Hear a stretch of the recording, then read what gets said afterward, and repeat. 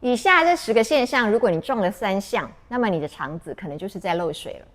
第一个是呢，吃什么胀什么，肚子永远那么大。第二个是呢，大便喜怒无常，一下要拉，一下要堵。第三个是以前可以喝奶，现在变成像泻药一样。第四个是呢，你的皮肤细很多，要不是红，要不是痒，要不就是痘子，轮流上场。第五个，你的脑像是有雾，专注线是像断线的风筝一样。第六个，你睡再久还是累，就好像呢能量都被偷走了。第7个，情绪像坐云霄飞车一样，一秒暴怒，一秒忧郁。第8个，莫名其妙的过敏，好像城市里的空气都与你为敌。第9个，常常感冒，免疫力像是纸糊的。第10个，身体这里酸那里痛，还找不到原因。想要知道我如何治疗肠漏症啊？那你一定要看到最后。万一你出现所谓的肠漏症 （Leaky Gut Syndrome），就像是你家的墙壁裂了一条缝一样，不但是漏水，连蚂蚁、蟑螂全部都可以爬进来你家开派对。那大家有没有想过呢？我们的肠子到底长得什么样子？从外表来看，它像是一条弯弯曲曲的粉红色的香肠，但是其实它超级精密。我们现在讲的肠上皮细胞，它其实就是单层的一个薄薄的一层单层细胞，但上面铺满了黏液，就像是抹了一层防水层保护漆。不要小看这一层薄薄的墙，我们人体70到80的免疫细胞都驻扎在这里，可以说是守护我们全身的边陲重地。那么正常的情况之下呢，肠道细胞跟细胞之间是紧密连接的，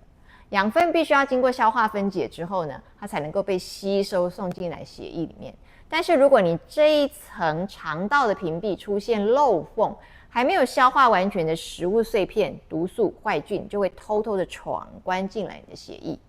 那么免疫系统一看呢，外敌入侵，它就会立刻启动全身性的发炎反应。你莫名其妙整天疲劳，这里酸那里痛，皮肤乱长东西，脑袋像一团雾，可能都是因为你的肠子在喊救命。肠漏到底是怎么发生的呢？我们跟各位讲有4大元凶。第一个是饮食太垃圾，因为你天天吃加工食品、高糖饮料、油炸物，你根本就是把肠道当成你的垃圾场在倒垃圾。还有化学药品、农药、含激素的肉类，长期下来都刺激肠黏膜，让它越来越脆弱。第二个元凶是呢，抗生素的滥用。抗生素本身不是坏东西，但是它杀敌的时候不分好坏，它连你肠子里面的好菌也一并都清空了。结果呢，可能就给了坏菌一个机会，让它呢蓬勃发展，那么肠道的防御力就下降了。第3个是呢，压力大，睡不好，个性太急，做事的时候呢全身紧绷，连胃肠都紧张兮兮。因为呢，肠子跟脑有一条肠脑轴 ，the gut-brain axis。所以焦虑、紧张、熬夜，肠子是跟着紧张兮兮，一定的。它一紧张，它的防御就会破坏。第4个是呢，喝酒还有药物，经常喝酒或是长期服用消炎止痛药，虽然不是抗生素但是消炎止痛药，它也会伤害你的肠壁细胞，让你的保护层呢像破掉的网子一样。那么肠漏症状呢，百百种，我们不要以为肠漏症状就是肠胃问题，不止肠漏症最会装无辜了，它引起的症状是五花八门，我们还很难把它揪出来，只会以为是自己体质差或者是压力大。那么第一种类型是呢，消化的问题肠子天天在罢工，胀气，可能吃完呢肚子就像气球一样，看起来像怀孕5个月，或者是便秘、腹泻交替来，今天拉不停，明天呢又堵到哭，你这个肠子呢比天气还要难以预测。第3个是可能突然食物过敏，以前吃面包没事，现在一吃就胀；以前喝牛奶 OK， 现在一喝就拉，这是消化不良型的。那么第2种呢是皮肤型的，皮肤会闹事，没有消化完的这些蛋白质呢，已经就漏进了你的血液，于是就引起了你的免疫系统发动攻击，荨麻疹来了，异位性皮肤炎来了，痘痘来了，擦什么药都没效。那么很多人呢看遍了皮肤科，其实呢你真的应该要考虑，如果你的皮肤很有问题的话，你应该去整理一下你的肠道。那么第3种类型呢，就是脑雾跟情绪的失调，这也是肠漏症的一种表现。因为你的肠脑轴断线了，那么我们呢肠子是会制造血清素的，那肠漏一发生呢，你这个脑袋血清素这些东西就不够了，所以呢你的脑袋就像是装了棉花一样，一团雾，或者是你又莫名其妙的焦虑跟发怒，这不是想太多的问题，根本就可能是因为你肠子在漏。那么第4款呢是呢以免疫大乱斗的情形来表现，就是自体免疫疾病是自己人打自己人，肠漏是让你免疫系统天天备战，久了之后它就六亲不认，连自己人都打。那么攻击甲状腺就会发生桥本氏甲状腺炎，如果攻击关节就是类风湿性关节炎，这各种不同的自体免疫疾病悄悄的上升。这时候呢，你的身体就像是请到一个疯子保全一样连主人自己都打。